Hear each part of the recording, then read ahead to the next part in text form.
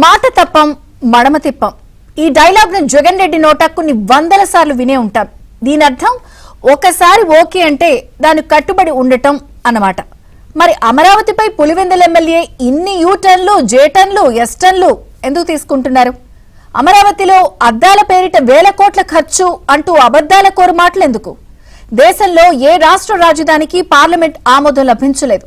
కేంద్రం చట్టబద్ధత కల్పించి రాష్ట్రపతి ఆమోద ముద్ర వేసిన అమరావతిపై సజ్జలవారి సన్నాయి నొక్కుల వెనుకున్న రాజకీయ మర్మమేంటి? భ్రమరావతి అంటూ బద్మాష్ మాటలు ఎందుకు పలికిస్తున్నారు?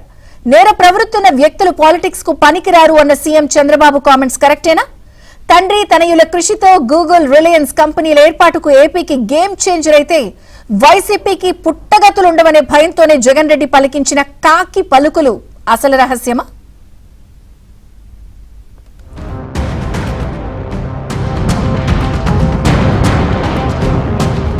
ఏపీని పునర్నిర్మిస్తామని రాష్ట్రానికి పూర్వ వైభవం తీసుకొచ్చి పేదల రుణం తీర్చుకునేందుకు అహర్నిశలు శ్రమిస్తున్నామన్నారు ముఖ్యమంత్రి చంద్రబాబు. కృష్ణా జిల్లా పమిడిముక్కల్లో పేదల సేవ కార్యక్రమంలో పాల్గొన్నారు సీఎం. ప్రజల అవకాశం ఇస్తే వినియోగించుకుని డెవలప్మెంట్ చేయాలి. 2019 నుంచి 2024 మధ్య ఏపీలో జరిగిన విధ్వంసాన్ని ప్రజలు కళ్లారా చూశారని, రాజధాని లేని రాష్ట్రానికి అమరావతి నగర నిర్మాణం చేస్తుంటే ఓర్వలేకపోతున్నారని విమర్శించారు చంద్రబాబు. మళ్లీ ఛాన్స్ ఇస్తే విధ్వంసం చేస్తారు కాబట్టి ఎన్డీఏకే మళ్లీ పట్టం కట్టాలని ప్రజలకు పిలుపు ఇచ్చారు సీఎం. 5 ఏళ్లు ఏం జరిగిందో మీరు ఒక్కసారి ఆలోచించండి.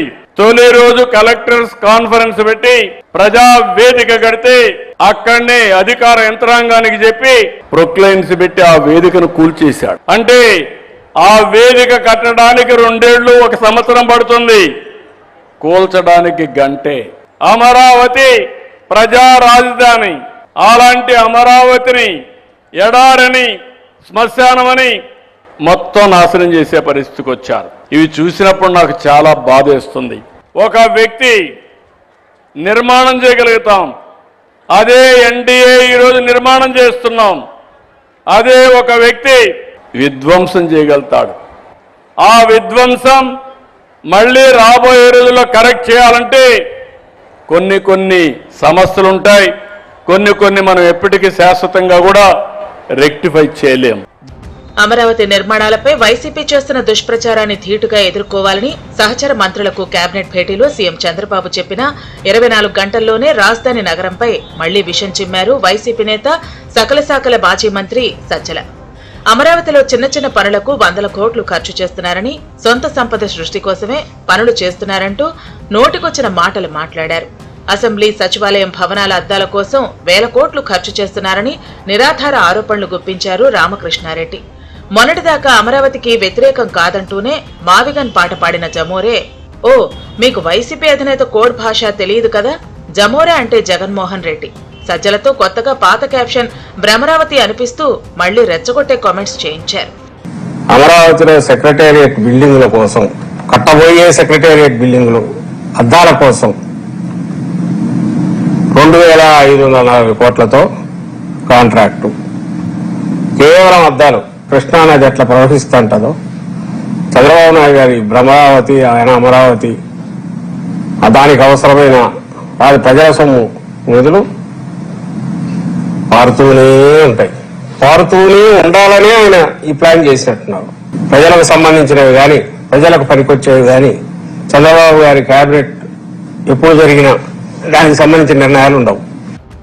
నేర ప్రవృత్తి ఉన్న వ్యక్తులు రాజకీయాలకు పనికిరారని, వైసీపీ చీఫ్ జగన్ రెడ్డికి ఓ మానసిక సమస్య ఉందని, ఈ విషయాన్ని గొడ్డలి పార్టీకి మద్దతిచ్చేవారు ఆలోచించుకోవాలన్నారు ముఖ్యమంత్రి చంద్రబాబు.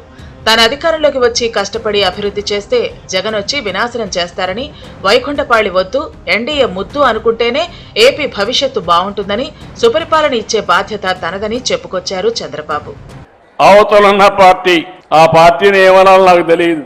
కోడికత్తి పార్టీ, వైసీపీ కాదు, గొడ్డలి పార్టీ మా తమ్ముడు చెప్తున్నారు. కానీ మీరందరూ ఒకటి గుర్తుపెట్టుకోవాల్సిన అవసరం ఉంది.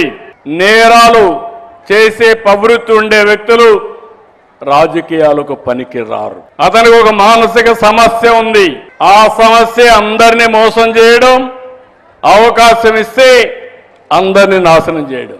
అమరావతిపై పూటకో మాట మాట్లాడుతూ ఏపీ జనాన్ని కన్ఫ్యూజ్ చేస్తోంది విపక్షం కానీ విషపక్షం వైసీపీ. ప్రజల పక్షాన పోరాడేందుకు ఇష్యూలు లేవు. పోనీ కూటమి ప్రభుత్వం దృష్టికి ఫలానా అంశం తీసుకొచ్చి సొల్యూషన్ చూపాలన్న సోయిలేని పార్టీగా మిగిలిపోయింది వైసీపీ. అసెంబ్లీకి రావాలంటే ప్రభుత్వానికే కండిషన్లు పెట్టి కోర్టు మెట్లెక్కి చరిత్ర సృష్టించారు పులివెందుల ఎమ్మెల్యే జగన్ రెడ్డి. ఆయన సహా ఉన్న 11 మంది శాసనసభ్యులు సభకు వెళ్లరు. సొంత మీడియా సమావేశాలు పెట్టి టైంపాస్ పాలిటిక్స్ చేస్తున్న జగన్ రెడ్డి ఇన్నాళ్లు తాడేపల్లి, బెంగళూరు యలహంక ప్యాలెస్ల్లోనే సేద తీరేవారు. ఇప్పుడు తాజాగా హైదరాబాద్ ప్యాలెస్ లో కూడా విడిది ఏర్పాటు చేసుకోవడంతో ఏపీకి టూరిస్టు పొలిటీషియన్ గా వచ్చి తన మార్కు కుట్రలకు తెరలేపుతున్నారు. తనకు మాట్లాడే మూడ్ లేనప్పుడు తన తాబేదారైన సజ్జలతో విషం చిమ్మించే కార్యక్రమం చేయించడం జగన్ కు వెన్నతో పెట్టిన విద్యగా మారింది. ఇప్పుడు మళ్లీ రాజధాని అమరావతి నిర్మాణాలపై అద్దాలకే 1000 కోట్లు అంటూ కల్లబొల్లి కబుర్లు మాట్లాడించారు జగన్ రెడ్డి. సడన్ గా ఎందుకు అమరావతిపై వైసీపీ విషం చల్లిందని డీకోడ్ చేస్తే ఏపీలో గూగుల్, రిలయన్స్ 2 భారీ ప్రాజెక్టులకు శ్రీకారం చుట్టాయి. ఇక అంతే, ఎక్కడ కూటమి సర్కారుకు, అందున ముఖ్యమంత్రి చంద్రబాబు, మంత్రి లోకేష్లకు మంచి పేరు దండిగా వస్తుందని తన కడప పాళ్యం బ్యాచ్ తో కాకి పలుకులు పలికించారు శ్రీమాన్ జగన్ రెడ్డి. తరచూ జిల్లాల టూర్కు వెళుతున్న సీఎం చంద్రబాబు జగన్ చేస్తున్న విష రాజకీయాలకు విరుగుడు ప్రజల ఆలోచనే అని పదే పదే ఎందుకు చెబుతున్నారో ఇప్పుడు అర్థమవుతోంది. పొరపాటునో గ్రహపాటునో మళ్లీ జగన్ రెడ్డి వస్తే విధ్వంస పాలన తప్పదని అటు జనాన్ని హెచ్చరిస్తూనే ఏపీకి జరగబోయే నష్టాన్ని వివరిస్తున్నారు. ఒక్క ఛాన్స్ అంటూ వచ్చి తన ఉన్మాదాన్ని ప్రదర్శించి అటు ప్రజలను ఇటు దేవుళ్లను కూడా కలుషితం చేసి చరిత్ర సృష్టించింది వన్ అండ్ ఓన్లీ జగన్ రెడ్డేనేమో. అధికారం కోసం పులివెందుల మార్కు కుట్రలకు తెరలేపుతూ జనాన్ని డిఫెన్స్ లోకి నెడుతున్న జగన్ తీరును గమనించాలని కోరుతున్నారు ఏపీ బాగు కోరే సగటు వ్యక్తులు.